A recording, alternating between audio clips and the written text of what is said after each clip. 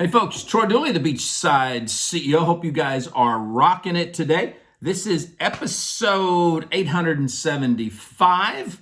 And I'll tell you, I just blow my mind because one of these days we're going to hit 900, then we're going to hit 1,000. We don't do it as fast as we used to. Those that have been around for a while know that we launched this as a daily podcast. Since then, we've kind of morphed with the times, and I'm excited about that. Also excited about Nine Line. If you don't know about Nine Line, they are one of the nation's, if not the nation's largest veteran-owned, most well-known apparel company. They also own a sister company, Black Rifle Coffee. You can see that over in Bass Pro and now in some of their standalone locations. So I'm proud to wear their shirts. I spend an extra dollar, get American made, and I've got their subscription. So every month, literally, I get a new t-shirt, and now you can get a pair of socks. It's kind of pretty cool. But I love supporting them, love supporting their mission, love the fact that I can show my patriotism. And remember, patriotism is not partisanship, okay, or vice versa. It doesn't have anything to do with politics. It has to do with your love for your country, the love for the people in the country. Keep that in mind. I don't want to rabbit trail on that. We've done other podcasts on patriotism. What I want to look at today is, what do anti-mega church critics and anti-MLMers or network marketing, what do they have in common? And should you care? If you're a Christian, if you're a Main Street entrepreneur, if you're in direct sales, MLM, if you're an affiliate marketer, whatever the case is, why should you care when there's critics coming at you? If you're in a church or what's classified a mega church, anyone that has more than, I think, 2,000 members in it, why should you care what critics say? That's the question. Do they matter? Should you care? Should you engage? That's what I want to look at. And the very first question is, do critics have a true argument? It doesn't matter if it's in business, if it's directed at this MLM, which you may say, Troy, why are you picking those two? Here's why. For decades, MLM and the church community, not just Christian, but church as a whole, they're both volunteer people. One, you follow a charismatic leader telling you about Jesus, telling you about Muhammad, telling you about somebody, and you follow them. We see this both in church and cults, okay? Go to the MLM or the what's known as network marketing side of it. Same type of principle. A volunteer army, they get paid, but they're following somebody that's charismatic. They're following somebody that's on a mission.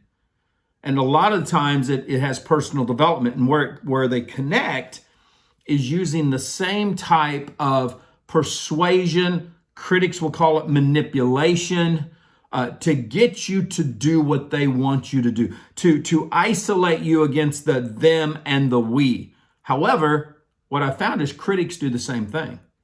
The critics that are out there, even the ones that I sit back and say, man, that's legit, they've got some good stuff they're talking about, is trying to create the me against them model.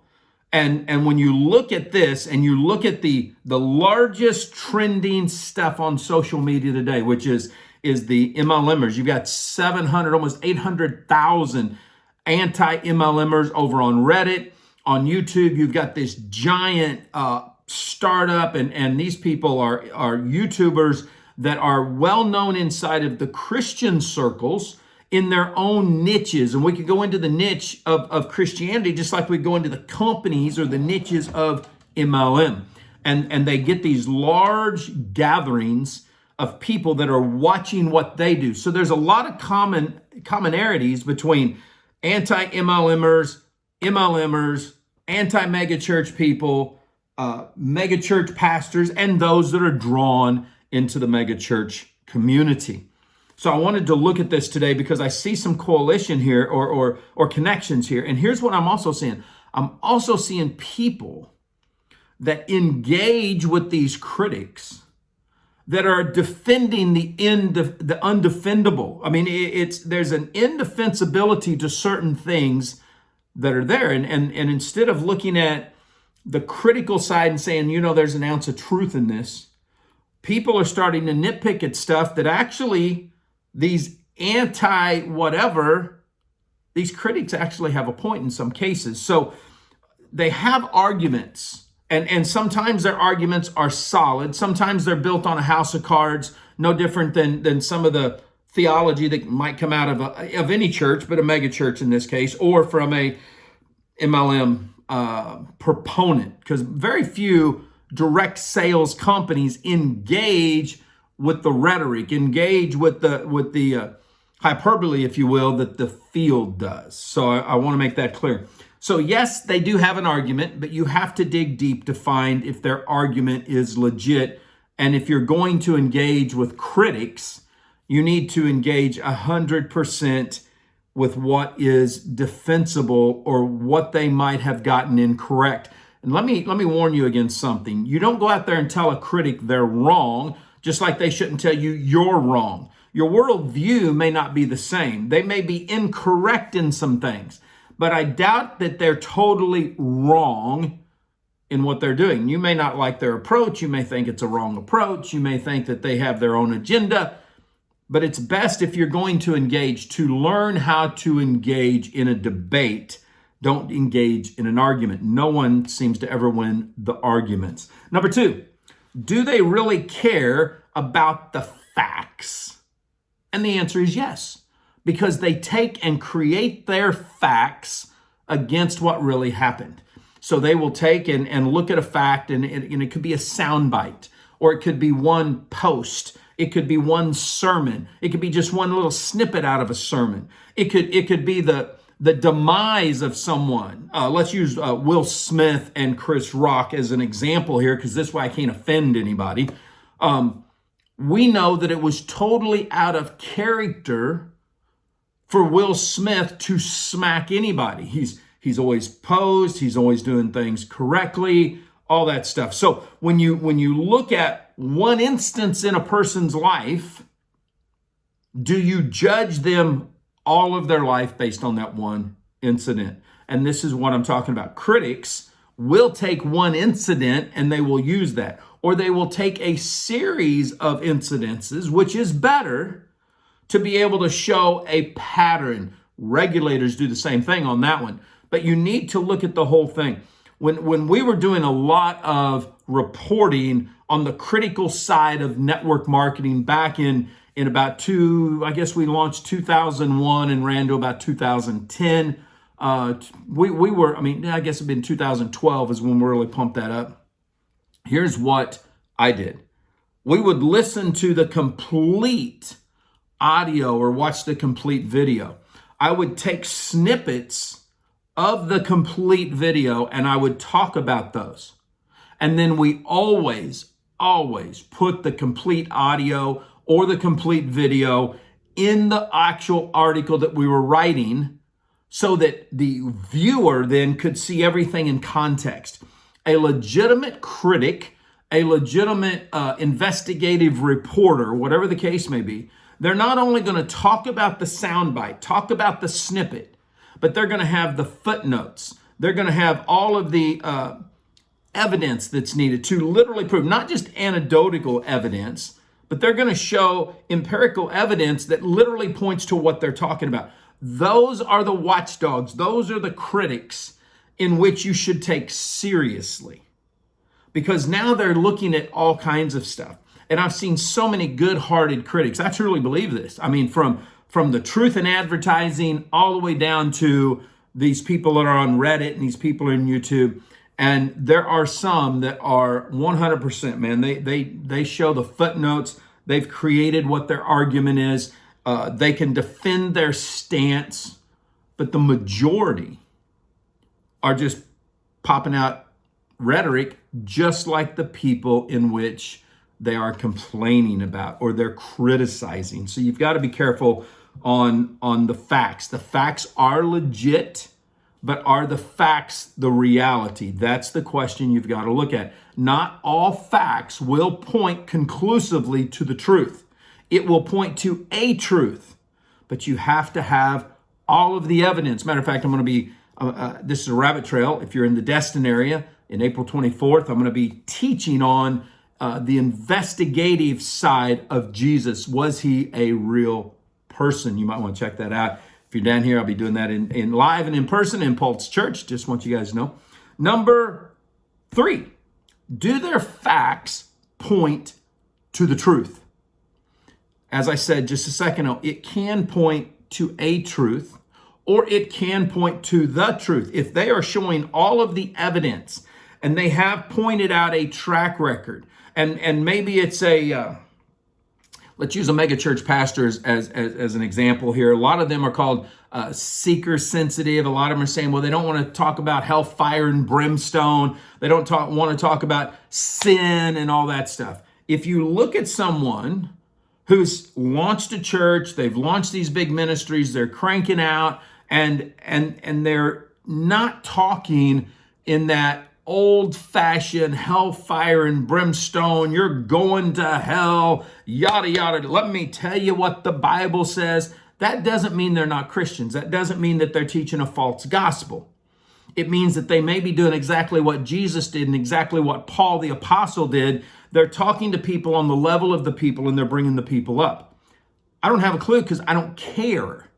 I'm not going to one of those churches. It doesn't affect me. If it affects me, then I might get into it. Here's what I do know. I know I've watched enough of them now, and then I've watched enough of the critics who are jamming on them to know that the critics don't always get it right, and there's some of the pastors that are walking a really fine line on even biblical teaching, okay? It's more of a law of attraction, or it's more some self-help deal. So I do understand where the critics are coming from, but not all of their not all of their facts point to the truth. Same thing in the internet side of things with the sales and the marketing, the MLMers, the income claims, the promises.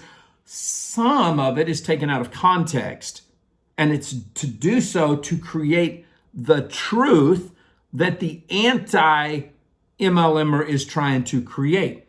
At the same time, I can show evidence 40 years inside the direct sales industry. I can show a track record of where certain people do the same thing over and over and over. Some of these are company owners. Some of them are people that are in the field. Some facts point to the truth, but you need to do the due diligence. You do not just listen to some critic that's out there that may have a secret agenda, may have a personal vendetta, could be anything.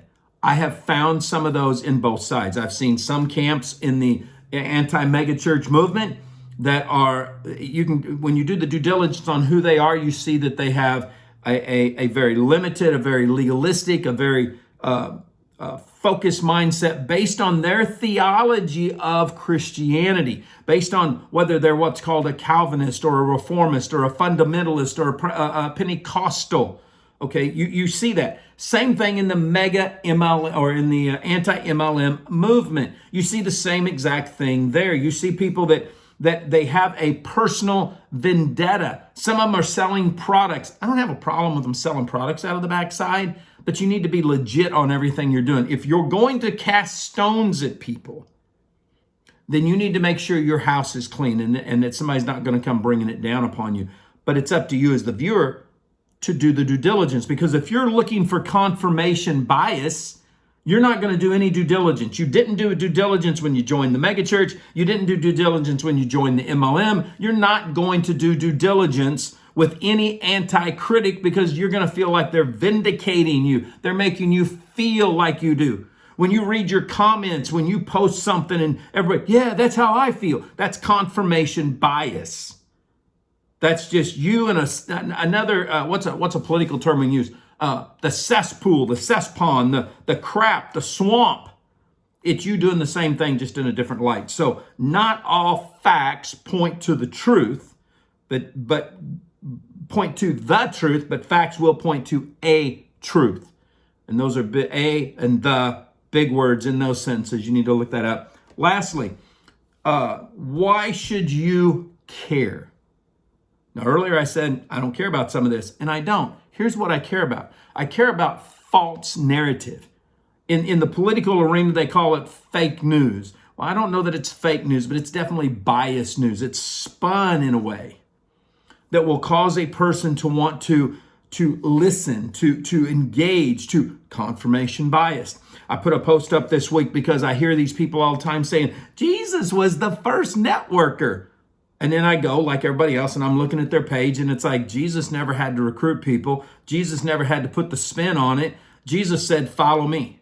Matter of fact, it got so weird. Jesus, in one part in the Bible, and listen, I've been studying this stuff lately. In one place in the Bible, he says, you got to eat my flesh and drink my blood. Hello, how many of you going to follow somebody like that? Think about this for a minute. No spin, nothing there. He was just raw, and this is what he was doing. And when you put it all in context, his message was about love.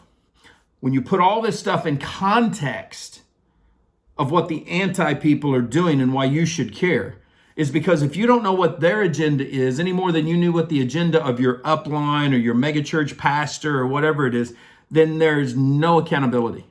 And when there's no accountability, what ends up happening is people start to feel like they're the kings or they're the queens, and what they say rules, and all of their follows and all of their likes and all of their confirmation causes them to get out of whack, which means you're following somebody that's still leading you astray. So it matters what these people say.